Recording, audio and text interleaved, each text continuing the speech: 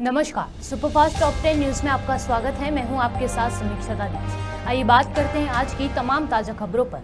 आम आदमी पार्टी के नेता और राज्यसभा सदस्य संजय सिंह ने इलेक्टोरल बॉन्ड को लेकर केंद्र की मोदी सरकार और भाजपा पर तीखा हमला बोला। संजय सिंह ने दावा किया कि देश में इलेक्टोरल बॉन्ड के नाम पर भ्रष्टाचार हुआ, कंपनियों को टैक्स में छूट दी गई है। पिछले कुछ वर्षों में पर्दे के पीछे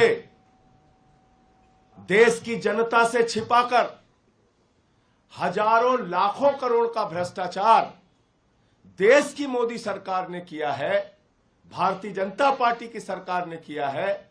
इसका खुलासा आपके सामने करना चाहता हूं। और यह भ्रष्टाचार इलेक्टोरल बॉन्ड के नाम पर हुआ है। इलेक्टोरल बॉन्ड के नाम पर यह घोटाला, यह भ्रष्टाचार हुआ। नियमों का बदलाव किया गया, हजारों करोड़ की टैक्स की छूट दी गई, लाखों करोड़ को कंपनियों को ठेका दिया गया, और यह सब कुछ पर्दे के पीछे चल रहा था। मैं तो धन्यवाद देना चाहता हूं माननीय सर्वोच्च न्यायालय का, जिन्होंने मुंह से, छाती से, दिमाग से जहां जहां इनका डाटा छुपा हुआ था वो सारा का सारा डाटा खींच के देश की जनता के सामने निकाल के रख दिया। मैं धन्यवाद देना चाहता हूं माननीय सर्वोच्च न्यायालय का। और आज जो मैं खुलासा करने जा रहा हूं, इसकी तो पूरी सीरीज अब चलेगी कि कितनी बड़ी घोटालेबाज पार्टी है भारतीय जनता पार्टी और कितने बड़े महाभ्रष्ट सरकार हिंदुस्तान की इस समय चल रही है मोदी सरकार। मैं एक एक करके खुलासा कर रहा हूं। 33 कंपनियां ऐसी हैं जिनको 7 साल में 1 लाख करोड़ रुपए का घाटा हुआ।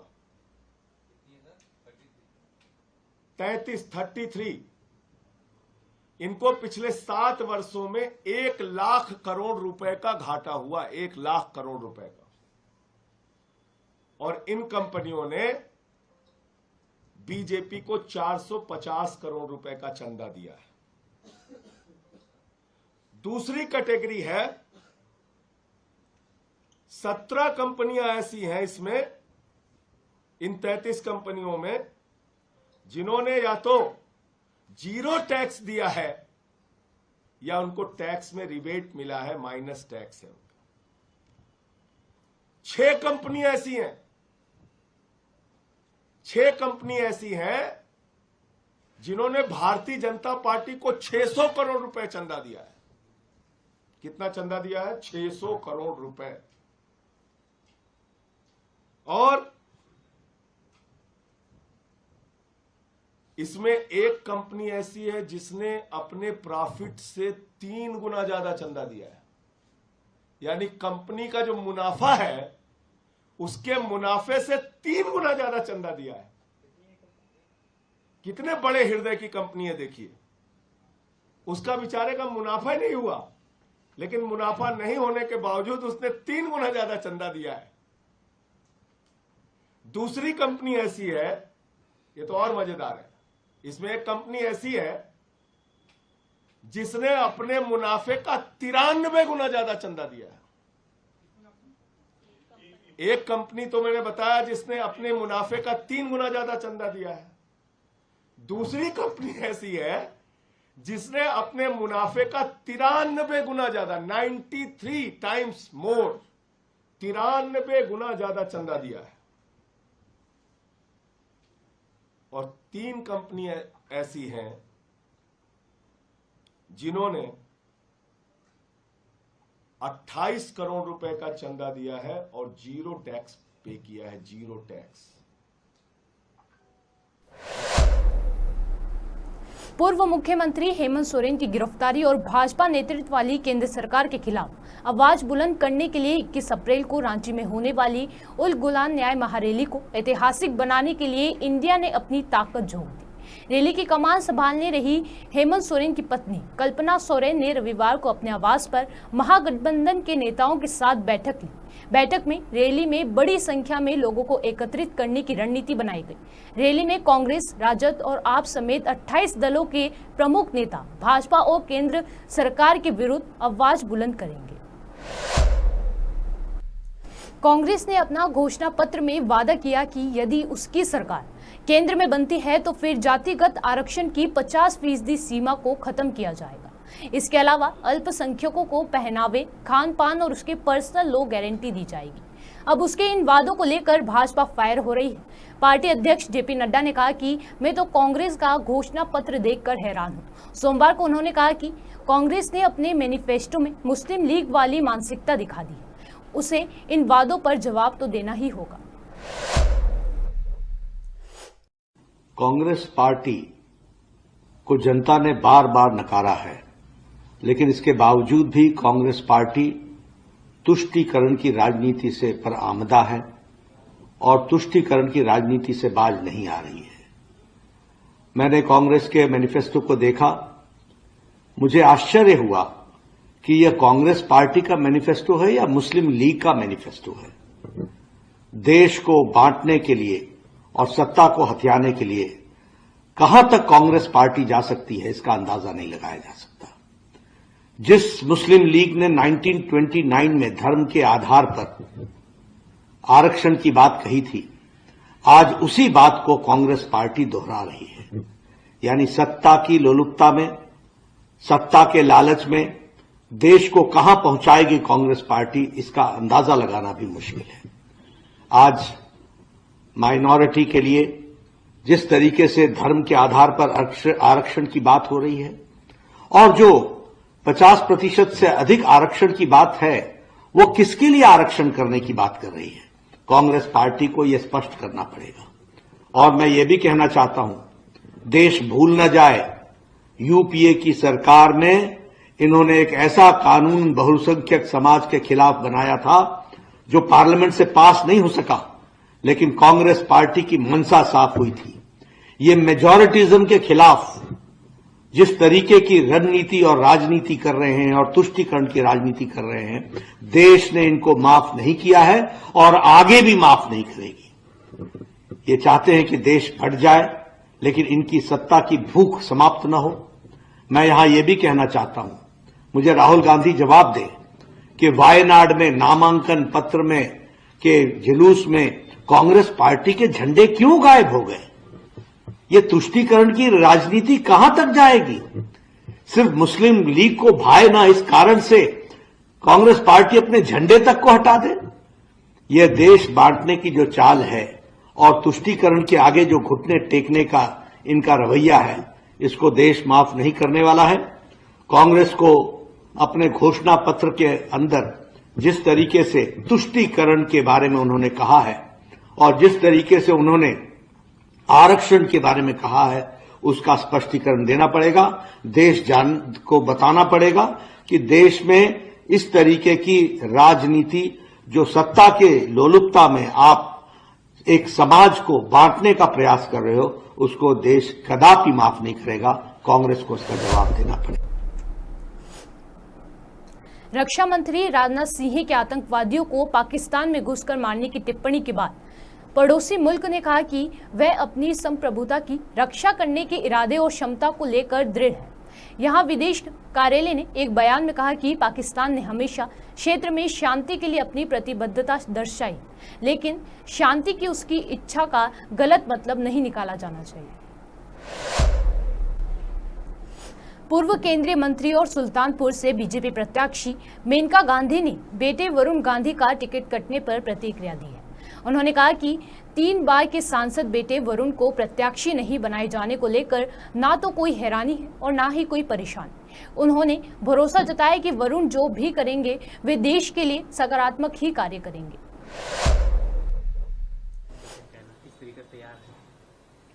जी, हम तो चुनाव के लिए तैयार हमेशा रहते हैं। एक इलेक्शन खत्म होता है तो हम कभी 1 मिनट के लिए रुकते नहीं।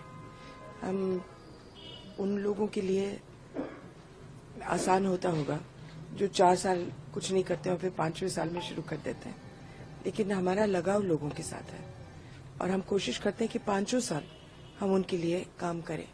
इसलिए इलेक्शन की तैयारी, इसको ही इलेक्शन की तैयारी बोलते हैं।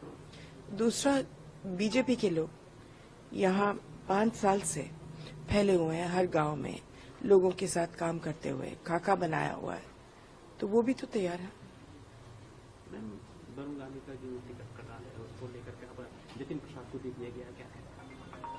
मुझे क्या कहना है इस पर, पार्टी जो फैसला करती है, लेकिन वरुण बहुत ही अच्छे एमपी थे और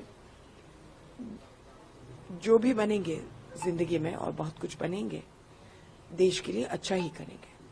कहीं उनके अलग से कोई तैयारी वगैरह है लड़ने की? जैसे कुछ नहीं, ऐसे हम लोग इस तरीके के लोग नहीं हैं। क्या कहा जा सकता है, आगे क्या भविष्य होगा उनका? क्या मालूम क्या भविष्य होगा, जो भी होगा उज्जवल ही होगा।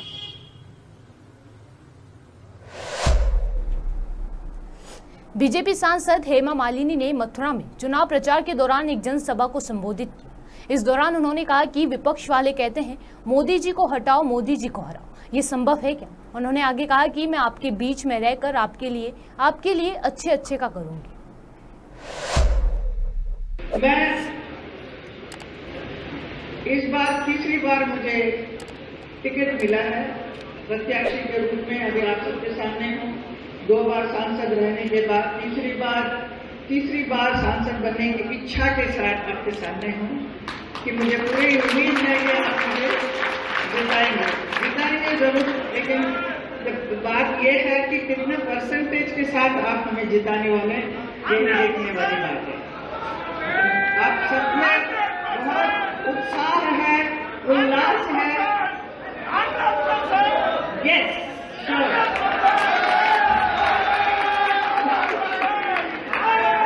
26 तारीख को वोट दिलाना है कि तब तक आपको अपना सेहत सब एकदम फिट रखना है। घर जाना होगा, सबको बुलाना होगा, घर में से सब लोगों को बताना होगा, आपका ये काम है। बहुत मुश्किल का काम है। ये हमेशा प्रधानमंत्री कहते रहते हैं, वो हमेशा जो भी भाषण करते हैं हम लोगों के लिए भी, पार्लियामेंट के अंदर भी हमेशा कार्यकर्ताओं का बहुत मान सम्मान देते हैं। वो हमेशा कहते हैं उनकी वजह से हम लोग जो भी हैं, तो इतना इम्पोर्टेंस आपको दिया जाता है। मुझे खुशी है कि मैं तीसरी बार मुझे अवसर मिल रहा है ब्रजवासियों की सेवा करने का। भगवान श्री कृष्ण की इस धरती पर तीसरी बार रहना एक बहुत बड़ी बात है। ये मेरे ख्याल में भगवान श्री कृष्ण की इच्छा और राधा रानी की इच्छा से मैं हूँ यहाँ पर। कहते हैं ना, आप लोग ब्रजवासी हैं, सुनिए 1 मिनट, आप लोग ब्रजवासी हैं, आप लोग जानते हैं, कहते हैं कि राधा रानी की अनुमति के बिना ब्रज में न कोई आ सकता है न कोई जा सकता है। करेक्ट है? तो यही मैंने मानती हूँ इस बात को। तो इस बार मुझे वापस चुनाव लड़ने का अवसर मिला है, तो इसके लिए मैं हमारे प्रधानमंत्री नरेंद्र मोदी जी, गृह मंत्री अमित शाह जी, हमारे राष्ट्रीय अध्यक्ष श्री JP नड्डा जी और हमारे मुख्यमंत्री योगी जी पर विश्वास करके मुझे वापस इस चुनाव में लड़ने का अवसर दिया है। इसका पूर्ण करेंगे आप लोग। मैं तो तैयार हूँ, आप जैसे कहाँ जाकर मिलना है, जाकर मीटिंग्स अटेंड करना, वो सब कुछ मैं भी करूँगी। लेकिन ये उद्देश्य यही है कि यहाँ का विकास और करना है। जितना किया उतना कम है। वो तो मन में तो बहुत इच्छा होती है कि बहुत कुछ करना है, क्योंकि हम देश विदेश भी जाते हैं, आप लोग भी जाते होंगे। आप लोग कंपेयर करके देखिए कि फॉरेन कंट्री में कैसा, एक छोटी सी जगह पर कैसा रखा हम लोगों ने। लाइक इटली में जाएंगे तो फ्लोरेंस वगैरह है, फ्लोरेंस, रोम, इटली ना, वहाँ पे एक जगह को बहुत सुंदर सा रखा हुआ है। तो हम ऐसा क्यों नहीं कर सकते हैं? हमारे भी टूरिज्म बढ़ेगी, इतना बहुत कुछ हो सकता है। ऐसा बहुत सारी इच्छाएं हैं कि वो मैं करना चाहती हूँ। यहाँ पर तीसरी बार रहकर ब्रज 84 कोस परिक्रमा का मार्ग को स्वच्छ करना है, उसमें सुविधाएं देनी है, और यमुना की शुद्धिकरण करनी है और बहुत सारे रेलवे मॉडल से उसको ठीक करना है। यहाँ पे जो रेलवे ट्रैक जो बना था मथुरा वृंदावन के में, उसका रोड का करके उसके बाद उसमें एक मेट्रो जैसा एक पिलर लगा के ट्रेन का भी हम करने का सोच रहे हैं, ताकि आप सब लोगों को अनुमति के साथ आप लोगों को अच्छा लगेगा। आप सब लोगों से पूछ के करेंगे, क्योंकि पूछे बगैर करने से प्रॉब्लम होता है। आप लोग रोड भेजिए काम को, है ना, कहते हैं कि यहाँ पे जाने का रास्ता चाहिए, यहाँ से जाइए, तो बहुत कुछ प्रॉब्लम्स है। आप लोगों को उसको समझकर हमें भी उस काम को आगे बढ़ाना है ऐसा। और बहुत सारे सांस्कृतिक कार्यक्रम यहाँ पर मथुरा का बहुत ही ब्रज कला जो है बहुत ही फेमस है, बहुत ही प्रसिद्ध है, उसको और भी आगे बढ़ाना है, ताकि वर्ल्ड में से लोग आकर हमारे यहाँ आकर देखें। और बहुत सुंदर सा थिएटर्स भी बनाए हैं और परफॉर्मिंग आर्ट्स जो कलाकार हैं यहाँ पर बहुत ही अच्छे कलाकार हैं, हमारे स्थानीय कलाकार, उन लोगों को बढ़ावा देने के लिए भी एक अच्छा सा थिएटर भी बना हुआ है। इसके अलावा और भी बहुत सारे काम है मुझे करना है और बहुत बड़े बड़े प्रोजेक्ट्स में लेकर आई हूँ, वो सब अभी काम शुरू होगा। लोकसभा चुनाव से पहले कर्नाटक के बेलारी में पुलिस ने 5.7 करोड़ नकद, 3 किलो सोना, 103 किलो आभूषण और 67 पीस चांदी की छड़ें जब्त की हैं। पुलिस ने बेलारी की ब्रूस टाउन में छापेमारी की थी। ये पैसे कंबली बाजार में हेमा ज्वेलर्स के मालिक नरेश के घर से मिले हैं और आरोपी नरेश को हिरासत में लेकर आगे की पूछताछ जारी है। हैदराबाद से भारतीय जनता पार्टी से लोकसभा प्रत्याशी माधवीलता ने एआईएम चीफ असदुद्दीन ओवैसी पर निशाना साधते हुए कहा कि जिनकी दोस्ती किंग्स दल से हो सकती है, वो वक्फ बोर्ड की जमीन पर कब्जा होने पर भी चुप रहते हैं। अब तो उन्हें सोचना पड़ेगा कि वे यानी कि असदुद्दीन ओवैसी जीत हासिल करने के लिए किस किस को पालकर बड़ा कर रहे हैं। डेथ थ्रेट्स देते हैं, उनको कौन है भैया डेथ थ्रेट देने वाले? उनका तो दोस्ती मुख्तार अंसारी जी से है ना। देखिए तो सही उनकी दोस्ती क्या लेवल पे है।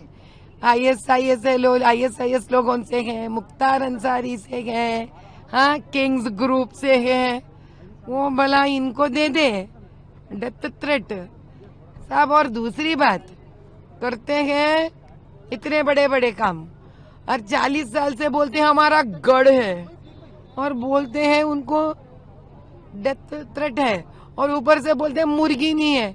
ऐसे पहली बार बताए उनको मुर्गी किसने कहा? खुद तो कह ले रहे अपने आप को मुर्गी। जब खुद को मुर्गी समझते हैं, कमजोर समझते हैं, तो हम भी क्या कर सकते साहब? हम भी कुछ नहीं कर सकते, ऊपर वाला भी कुछ नहीं कर सकता। हम मुर्गी जाने क्या कर सकती है, मुर्गी क्या नहीं कर सकती है।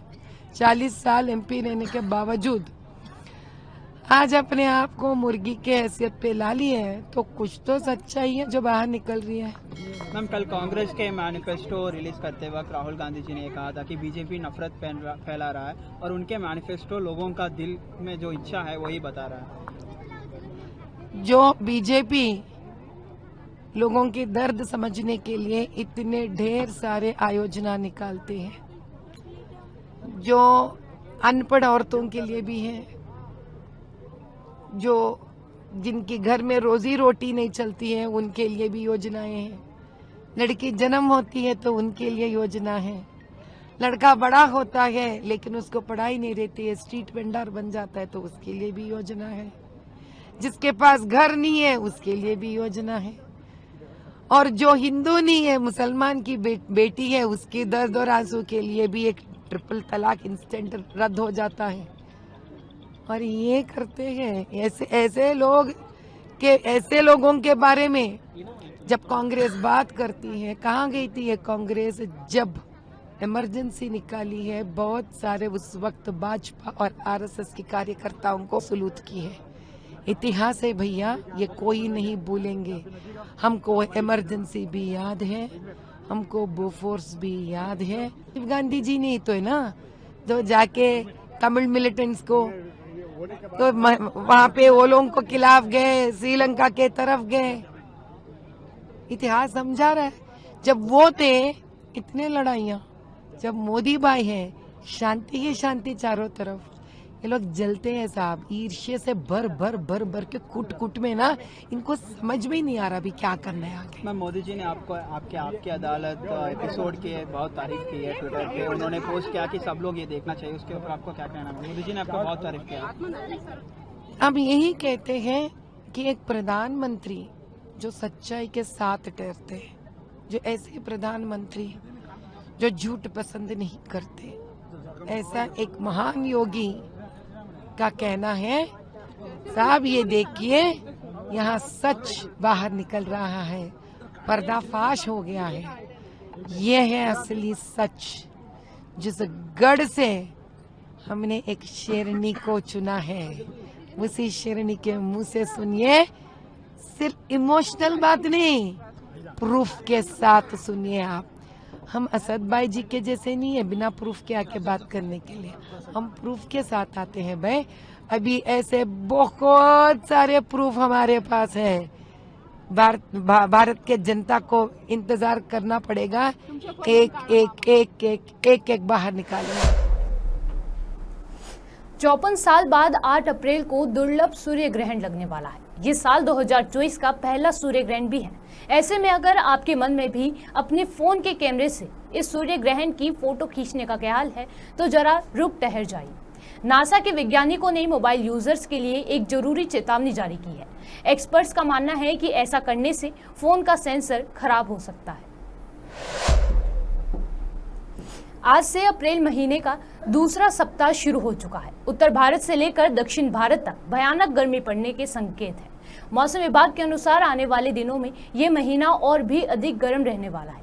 आईएमडी के मुताबिक तेलंगाना, कर्नाटक और रायलसीमा के अलग अलग स्थानों पर हीट वेव की संभावना। देखिए, अगर हम ईस्ट इंडिया और एडजॉइनिंग साउथ पेनिनसुलर इंडिया की बात करें, स्पेसिफिकली उड़ीसा, झारखंड, कोस्टल आंध्र प्रदेश, इवन वेस्ट बंगाल, इसके अलावा north interior Karnataka, even Tamil Nadu south peninsula में भी, और केरला एक आधा स्टेशन में जहां हीट वेव था।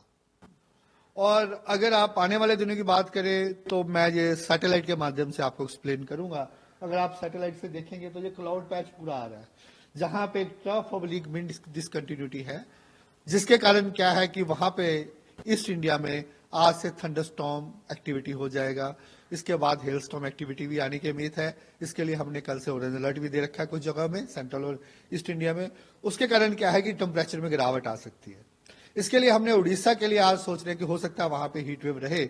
इसके अलावा अगर इस राज्यों में बात करें, कोस्टल आंध्र प्रदेश, इवन तमिलनाडु, रायलसीमा, वहां आने वाले 1 और 2 दिनों में हीट वेव कंडीशंस रह सकती है। इसके अलावा एक आधी जगह में वहां वार्म नाइट उड़ीसा में भी रहने की उम्मीद है। इसके लिए हमने कोस्टल आंध्र प्रदेश और रायलसीमा के लिए आज ऑरेंज अलर्ट दे रखा है। सिमिलरली नॉर्थ इंटीरियर कर्नाटका के लिए भी हीट वेव रह सकता है। लेकिन ये जो पैटर्न है हीट वेव का, एट द मोस्ट 2 दिन रहने वाला है। इसके बाद वहां पे थोड़ा वेदर एक्टिविटी के कारण ये है जो हीट वेव है अवेट हो जाएगी। वहीं हम अगर नॉर्थ इंडिया की बात करें, नॉर्थ वेस्ट इंडिया की बात करें, तो क्या सिचुएशन है? कोई टेम्परेचर अभी ज्यादा उतार चढ़ाव नहीं दिख रहा है, तो अभी क्या सिचुएशन है और आगे क्या होगा? देखिए, अगर नॉर्थ वेस्ट इंडिया की बात करें, अभी जो टेम्परेचर्स हैं, जैसे आपने भी कहा, टेम्परेचर सामान्य है, जो सामान्य से कम है। और इसके पहले क्या है, कंटिन्यूस वेस्टर्न डिस्टर्बेंस आ रहे हैं, उसके प्रभाव से हिमालय में रेनफॉल स्नोफॉल एक्टिविटी हो रही है और उसके कारण टेम्परेचर ज्यादा बढ़े नहीं। हम ये अनुमान करें कि अभी जैसे एक वेस्टर्न डिस्टर्बेंस निकला है, उसके बाद 2-3 दिन 2 से 3 डिग्री टेम्परेचर बढ़ेंगे, लेकिन फिर भी सामान्य रहने की उम्मीद है। ऐसा उसके बाद भी आने वाले 5-7 दिनों में हम ये नहीं एक्सपेक्ट करें कि नॉर्थ वेस्ट इंडिया में कोई हीट वेव आएगा। तो ऑलमोस्ट जो वेदर है प्लेजेंट ही रहने की उम्मीद है। वैसे हीट वेव वार्निंग कहीं, चाहे वो ईस्ट इंडिया हो या नॉर्थ वेस्ट इंडिया हो, कहीं भी हीट वेव वार्निंग है? नहीं, जैसे मैंने आपको पहले ही बताया, इस समय हीट वेव जैसे उड़ीसा के लिए हमने आज के लिए हीट वेव एक्सपेक्ट कर रहे हैं, लेकिन इवनिंग के बाद वहां भी थंडरस्टॉर्म एक्टिविटी हो जाएगी, वो निकल जाएंगे। सिमिलरली झारखंड, वेस्ट बंगाल में हीट वेव वार्निंग दे रखा था, लेकिन आज हम थंडरस्टॉर्म एक्टिविटी एक्सपेक्ट करने के कारण वहां भी टेम्परेचर में गिरावट आ जाएगी। साउथ पेनिनसुलर इंडिया में वहां 2 दिन हीट वेव रह सकता है, specifically coastal Andhra Pradesh, Rayalaseema, Telangana, north interior Karnataka, even Tamil Nadu में भी वहां पे heat wave. Superfast top 10 news में आज के लिए सिर्फ इतना ही। देश और विदेश की तमाम बड़ी खबरों से जुड़े रहने के लिए देखते रहिए पॉपुलर टीवी। धन्यवाद।